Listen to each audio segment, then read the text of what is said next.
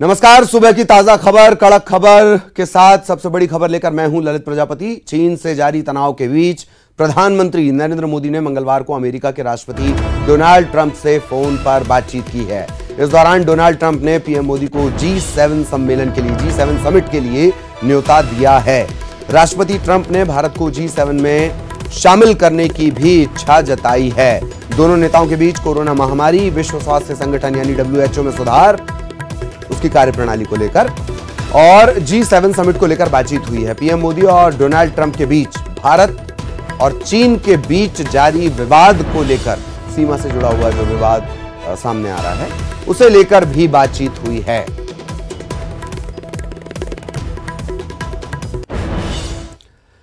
और वहीं अमेरिकी राष्ट्रपति ट्रंप से बातचीत के बाद पीएम मोदी ने ट्विटर पर लिखा कि मेरे मित्र राष्ट्रपति डोनाल्ड ट्रंप के साथ गर्माहट भरी सार्थक चर्चा हुई। हमने G7 की अमेरिकी अध्यक्षता के लिए उनकी योजना, कोविड-19 महामारी और कई अन्य मुद्दों पर चर्चा की है।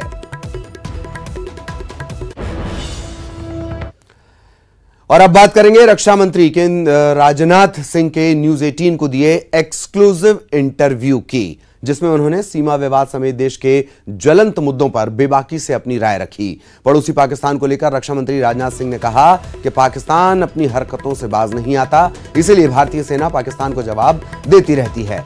न्यूज 18 नेटवर्क के मैनेजिंग एडिटर अमीश देवगन ने रक्षा मंत्री राजनाथ सिंह से खास बातचीत की।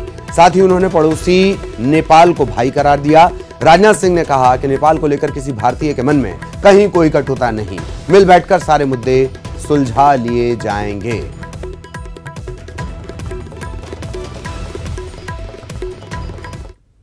एक और बड़ा मुद्दा है, वो चीन का है। LAC पे ताजा हालात क्या हैं? बतौर रक्षा मंत्री आप क्या कहना चाहते हैं, क्योंकि देश इस समय सुन रहा है, हमारे कई चैनल्स के माध्यम से करोड़ों लोग आपको इस समय देख रहे हैं। देखिए, भारत चीन सीमा को लेकर लंबे समय से कुछ न कुछ बराबर भारत और चीन के बीच में लगातार कुछ न कुछ होता रहता है। आपने देखा होगा कि शायद ही कोई ऐसा वर्ष गुजरा होगा जबकि भारत की सेना और चीन की सेना, PLA जिसे कहते हैं, पीपुल्स लिबरेशन आर्मी, दोनों के बीच बॉर्डर पर बराबर फेस ऑफ न होता हो, कोई धक्कम धुक्की न होती हो।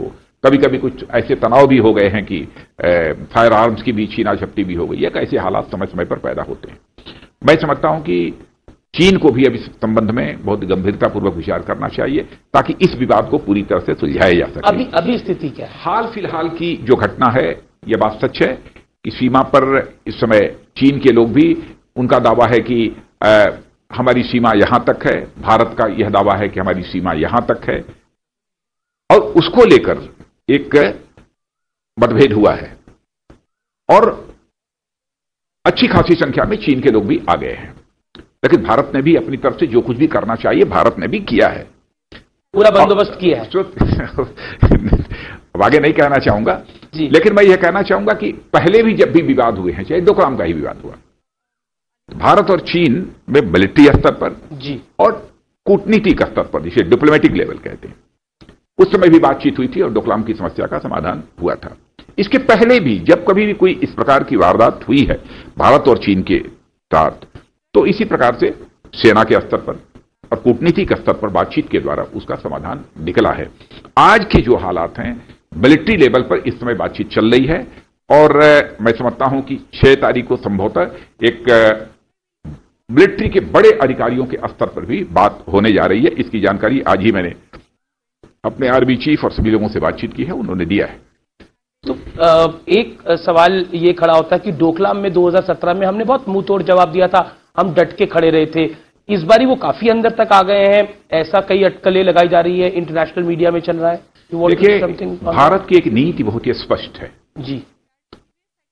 कि भारत दुनिया में किसी भी देश के स्वाभिमान पर न चोट पहुंचाना चाहता है, न भारत अपने देश के स्वाभिमान पर किसी भी सूरत में चोट बर्दाश्त कर सकता।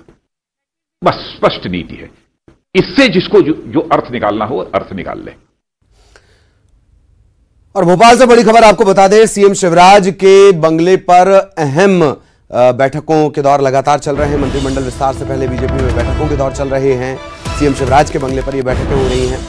एक और अहम बैठक की हम बात कर रहे हैं, ये बैठक है पूर्व मंत्री गोपाल भार्गव, गौरीशंकर बिसेन और विजय शाह के साथ बैठक। बैठक के बाद गोपाल भार्गव ने बयान भी दिया कि उपचुनाव की रणनीति को लेकर चर्चा हुई है, बीजेपी पूरी ताकत से चुनाव लड़ेगी। मंत्रिमंडल विस्तार, जो बार बार नाम सामने आ रहा है, टर्म मंत्रिमंडल विस्तार को लेकर उन्होंने कहा है कि ये सीएम का विशेषाधिकार है। सभी लोग मिलते हैं तो राजनीतिक चर्चाएं होती हैं, क्या है क्या नहीं है। तो सामान्य राजनीतिक चर्चा की परिस्थितियों के बारे में जानकारी क्या है और हम लोगों की अब भूमिका क्या होना चाहिए। अभी ये हुआ है कि सभी लोगों के लिए उपचुनाव में मिलकर काम करना और सभी उम्मीदवारों के लिए जिताना है, तो उसके लिए रणनीति पार्टी के साथ में बैठ के तय होगी। नहीं, ये तो कयासबाजी है, चलती रहती है राजनीति में।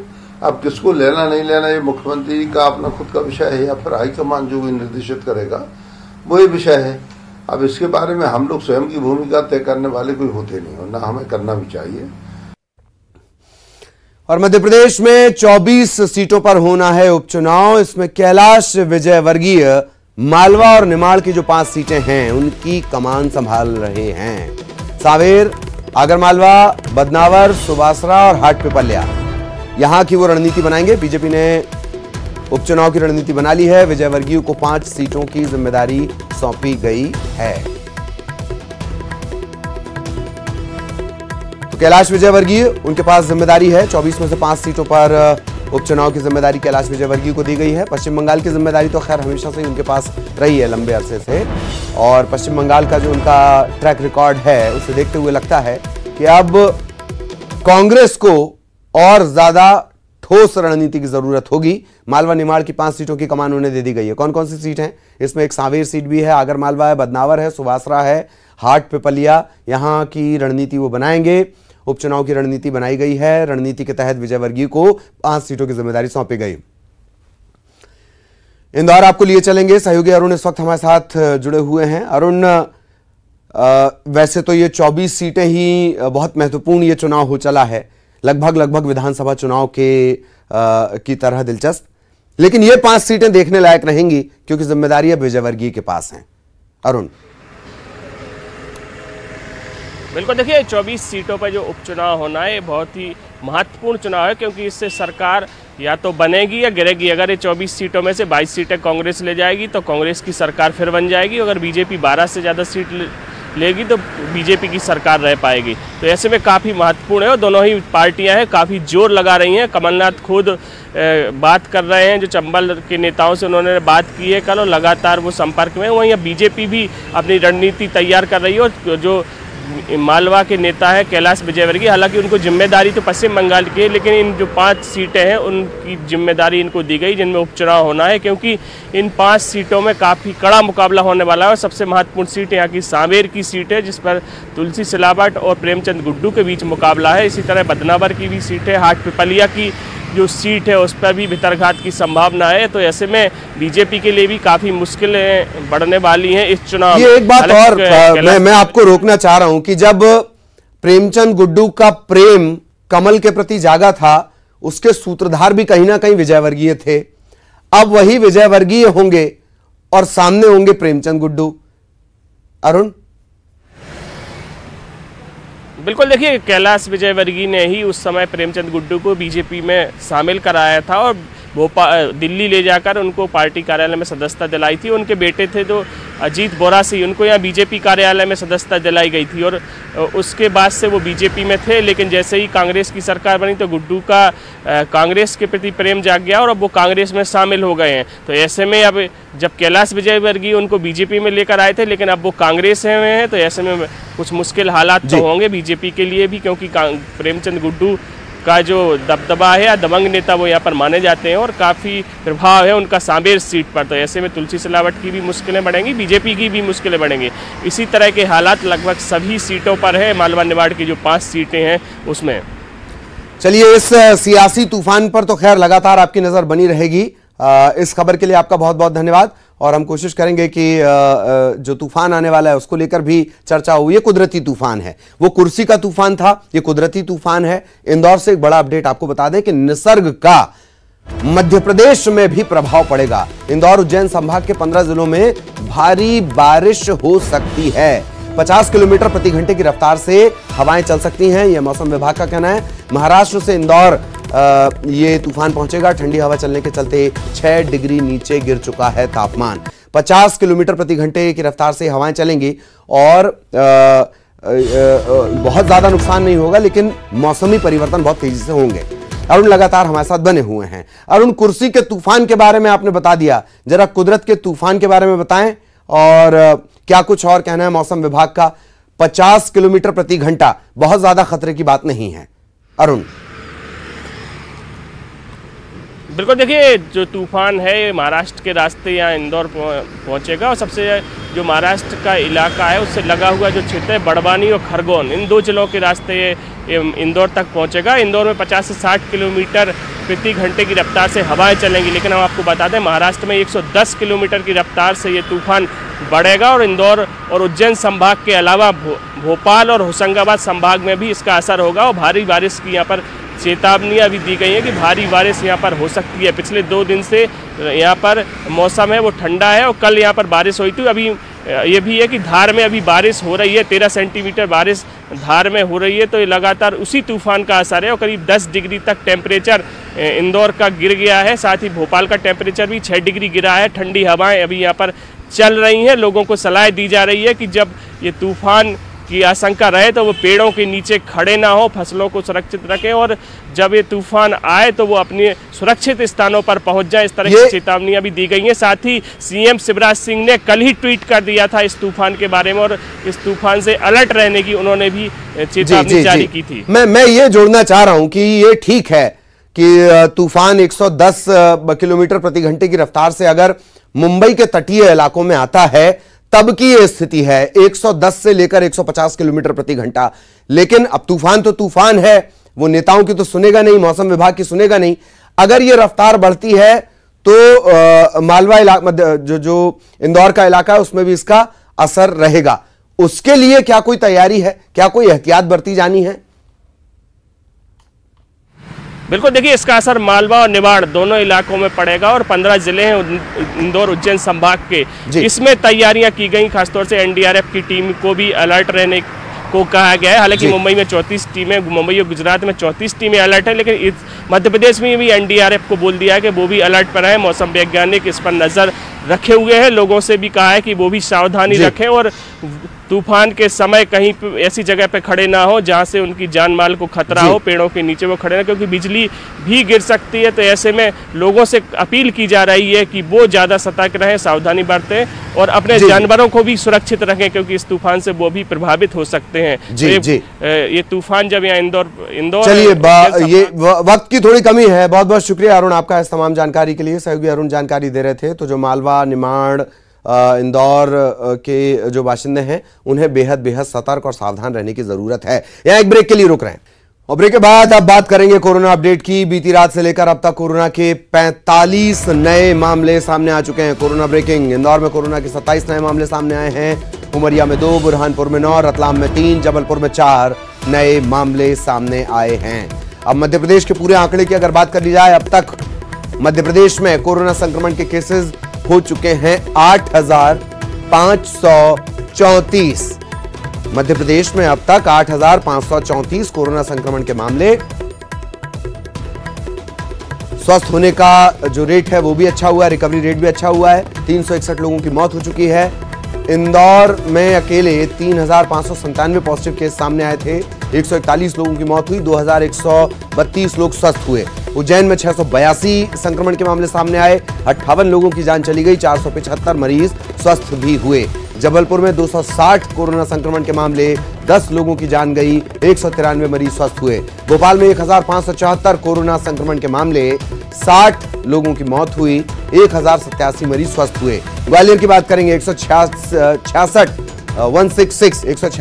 संक्रमण के मामले सामने आए, सिर्फ 3 लोगों की मौत हुई, जबकि 84 लोगों ने कोरोना को मात दे दी।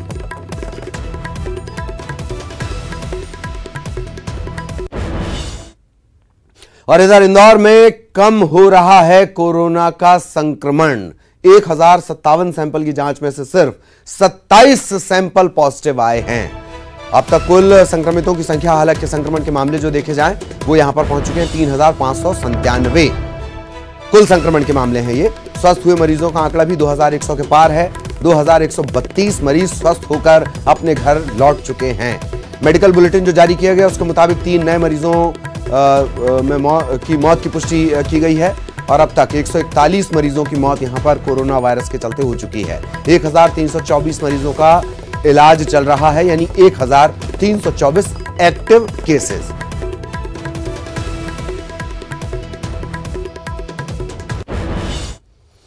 और सड़क से गुजर रही महिलाओं और राहगीरों पर सैनिटाइजर का छिड़काव करने वाले इंदौर के 2 निगम कर्मियों पर गिरी है गाज।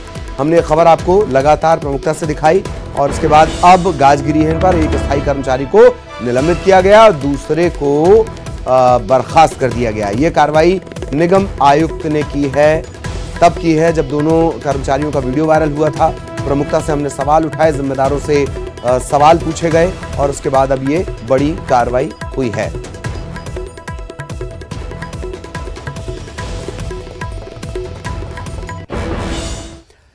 खबर जबलपुर से। कोविड सेंटर प्रभारी और सीएमएचओ को नोटिस जारी किया गया है। प्रशासन को गलत जानकारी देने पर यह नोटिस जारी किया गया है। कोरोना के संबंध में इन्होंने गलत जानकारी दी थी।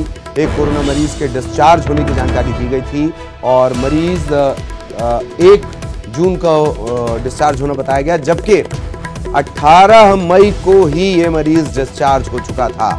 पहले भी डिस्चार्ज के आंकड़ों को लेकर लापरवाही सामने आई थी। कलेक्टर ने लापरवाही पर जवाब मांगा है। कोविड सेंटर प्रभारी और सीएमएचओ से पूछा गया है, बार बार लापरवाहियों के सिलसिले क्यों?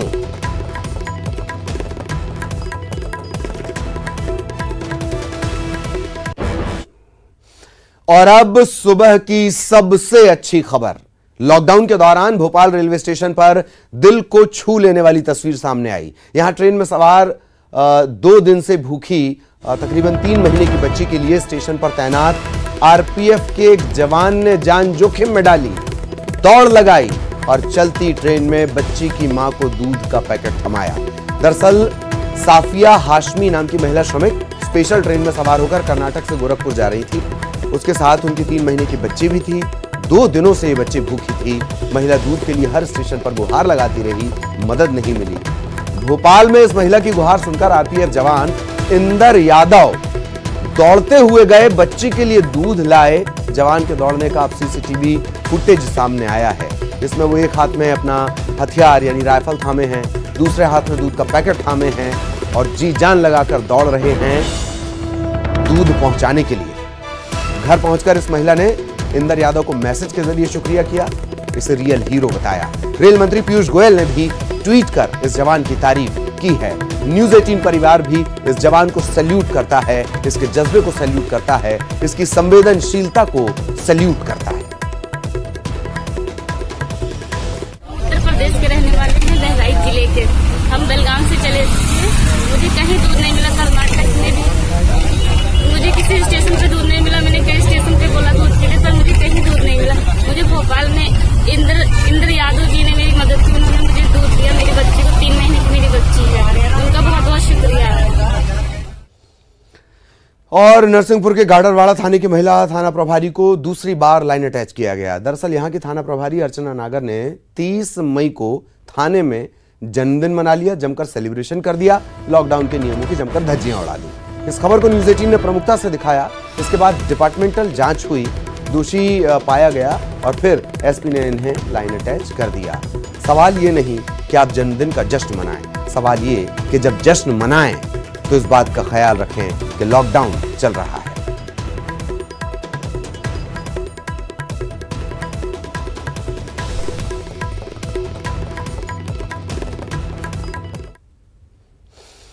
छत्तीसगढ़ में कोरोना संक्रमण में इजाफा लगातार जारी है। वायरस की रफ्तार तेजी से बढ़ रही है। मंगलवार को 15 नए कोरोना मरीजों की पहचान हुई है, पुष्टि हुई है। और अब प्रदेश में कुल संक्रमण के मामलों की बात कर ली जाए, छत्तीसगढ़ में कुल संक्रमण के मामलों की बात कर ली जाए, 564 तक यह आंकड़ा पहुंच चुका है। इनमें से एक्टिव मरीजों की संख्या है 433, यानी 433 का इलाज लगातार जारी है। कोरोना को मात देने वालों की संख्या 130 तक पहुंच चुकी है। राज्य में अब तक आधिकारिक तौर पर 1 मौत की पुष्टि की गई है। पूरे देश का ट्रैक रिकॉर्ड देखें तो छत्तीसगढ़ ने बेहतरीन काम किया। छत्तीसगढ़ में आज से सिटी बसों का परिचालन शुरू हो जाएगा। कल बसों को चलाने संबंधी आदेश देर से मिला और इसके चलते बसों का परिचालन संशय और भ्रम में पड़ गया। आपको बता दें कि रायपुर समेत पूरे प्रदेश में आज से 378 सिटी बसों के परिचालन को हरी झंडी दे दी गई है। सोशल डिस्टेंसिंग का पालन करना है। दूसरे जिले में यात्रा करने के लिए ई पास मस्ट होगा।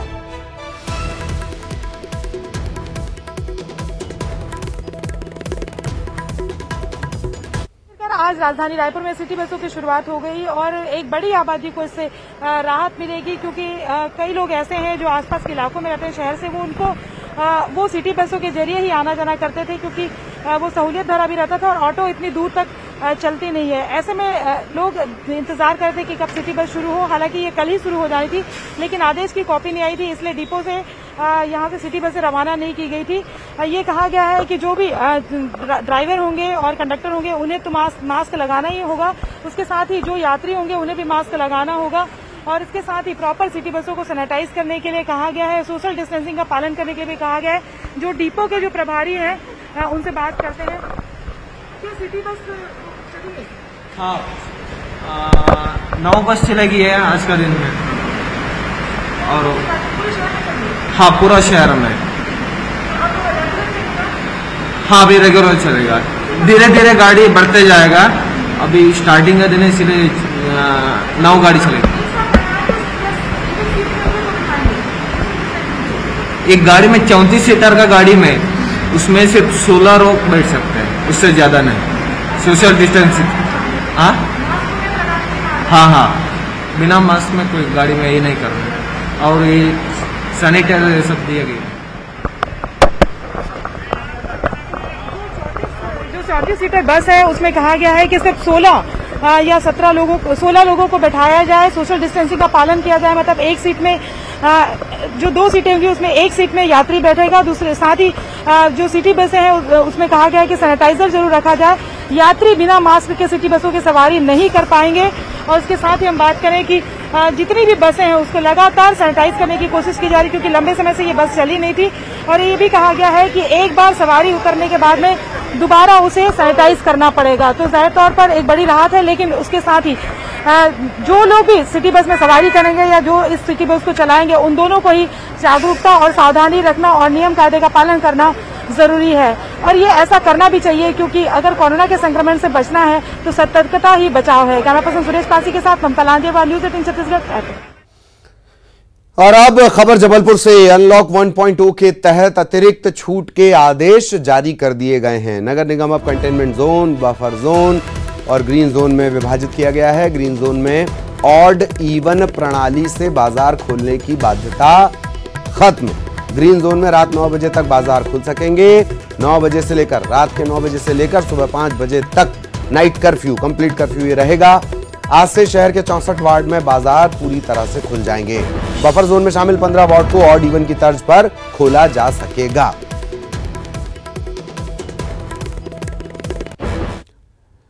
दतिया के सिविल लाइन थाना इलाके में तेज रफ्तार ट्रक ने बाइक सवार युवक को रौंद दिया। इसमें युवक की मौके पर ही मौत हो गई। मौके पर मौजूद लोगों का कहना है कि युवक सड़क पार कर रहा था और तभी तेज रफ्तार ट्रक ने बाइक सवार को रौंद दिया। नाराज लोगों ने सेवढ़ा रोड जाम कर दी, ट्रक में तोड़फोड़ की।